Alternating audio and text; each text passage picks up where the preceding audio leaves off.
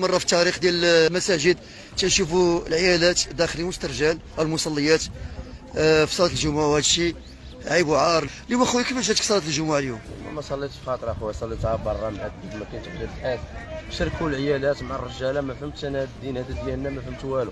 ما عمرنا شي عيالات يصليو مع الرجال حشومه. علاش ما يصاغبونا في ديك البلاصه وناشدنا يصاغبونا ديك البلاصه، يديروا العيالات بوحدهم والرجاله بوحدهم. ما هما الناس هنا صلاو معذبين اخويا. حشومه عيب وعار. تشوفوا وصلنا الرساله ديالنا للسيد العامل المحترم، الله يرحم الوالدين في هاد العوازل، يجي يشوف لنا هاد الحل والو، ما كاين والو، طقينا الابواب ما كاين حتى حاجه. كما كنشوفوا الان هذا المسجد ها هو دابا اليسار اللي كيفرق بين النساء والرجال اللي كيصليو التراويح، كيدخلوا من باب واحد. وهذه الظاهره لاول مره كنشوفوها. واحد الظاهره شفنا اليوم العيالات داخلين وسط الرجال كيصليو الجمعه. العدد عما كيخليها اول مره كنشوفوا هذه الظاهره. والناس مع التراويح تشوف، لازم مع التراويح دابا الناس كتصلي وداخله وسط العيالات. ماشي مشكل.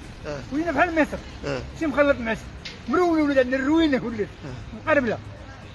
ما بقاوش. وكاين باحه ديال المصلين موجوده. انا خويا كاين كيفتحوا داك البيبان يخليو العيال يصليو كاع. يحلوا شوف، يحلوا على الساحه، يحلوا على الساحه العباد، يحلوا على الساحه العيالات يحلوها. عايش يدوا الفيسيه انا مولانا نتوضا ليه ما في بال الوضوء. صافي دابا حلوا الناس ديال يصليو العيالات. عاود يصليو العيالات ياك. اما